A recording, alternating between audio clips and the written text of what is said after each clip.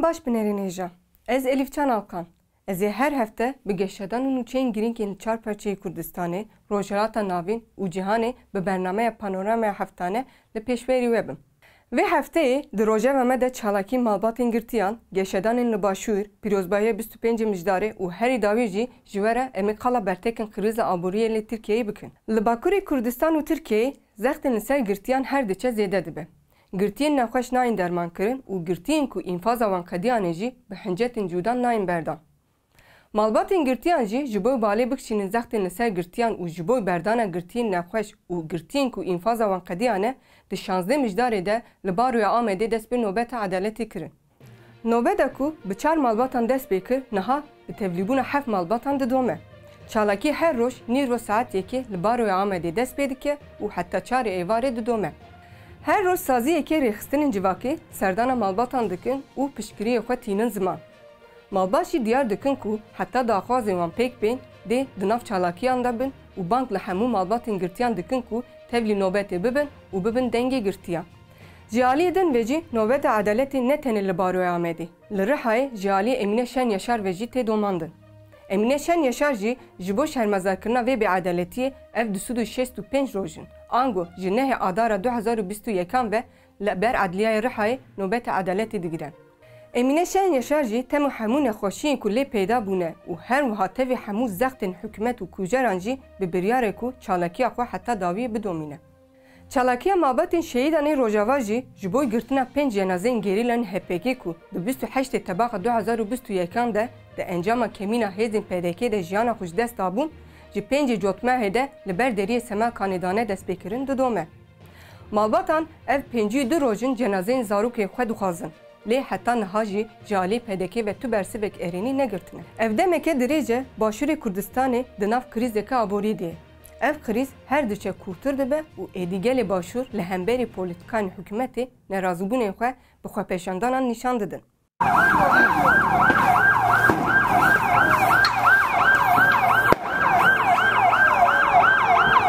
Hefteya borî mamosteyan ji ber nedayîna nûçeyan daketin qadan. Lê çalakiyê mamosteyan piştî demekî bi tevlîbûna xwendekaran berfireh bû û di nava gel de jî bela bû. Bi 10,000 kes tevlî van xwepêşandanan bûn û bertekên xwe û daxwazên xwe anîn ziman. Ji aliyê din ve gelek beşên cuda yên başûr jî piştgirî dan xwepêşandanan û bank li hikûmetê kirin ku daxwaza wan pêk bînin. Xwepêşandanên ku ji aliyê xwendekar û mamosteyan ve hatî dest pêkirin, tevê hemû êrişên hêzên asayişa başûr jî didome.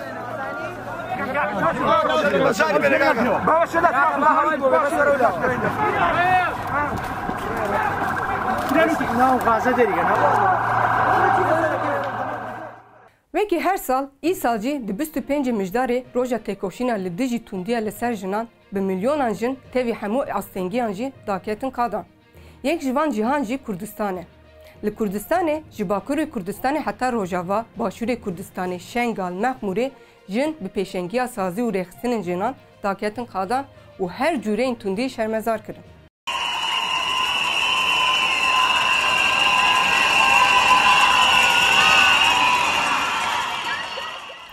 Di çalakiyan de jin bal kişandin ser şerên taybet ku li Kurdistanê tê meşandin û bang li hemû jinan kirin ku xwe bi rêxistin bikin. Her wiha di hemû çalakiyan de jin li dijî her cûreyên tundiya mêr û desthilatdariya mêr peyama parastina destkeftî û berxwedanê dan û bang li hevgirtinê kirin.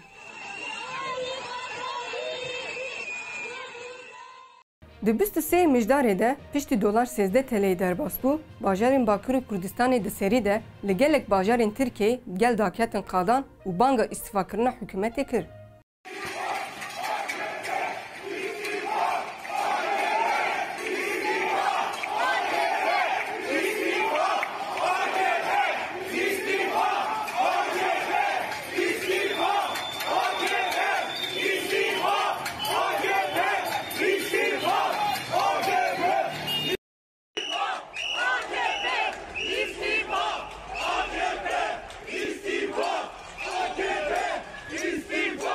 Di 24 mijdarê de Serokê Partiya Guherîna Tirkiyeyê Mustafa Sarıgül çû serdana esnafên Wanê.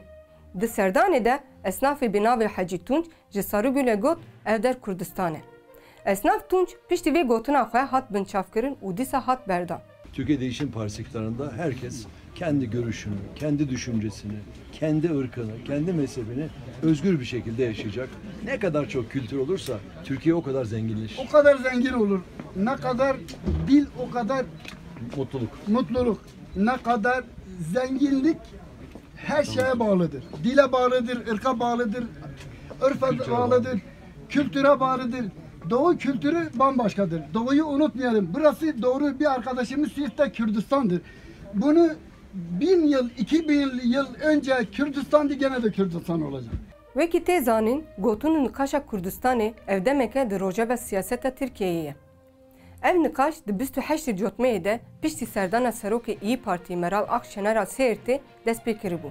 Di dema serdana Akşener de esnafê bi navê Cemîl Taşkesen li rûyê Akşener re got rastiya vê erdnigariyê heye û ev der Kurdistanê. Dilimiz inkar ediliyor. Kimliğimiz inkar ediliyor. Kürdistan inkar ediliyor. Biz buna karşıyız. Biz varız. Gördük. Sen danışmanların bile, arkadaşların bile hepsi Kürttür. Ve şu an senin bulunduğun yer Kürdistan'dır. Ama ne yazık ki mecliste bu Kürdistan inkar ediliyor. Belê binerên hêja, em hatin dawiya bernameya xwe. Hefta bê em ê bi geşadanên nû li pêşberî we bin. Ji bîr nekin, bibin aboneyê kanala me, parve bikin û bişopînin.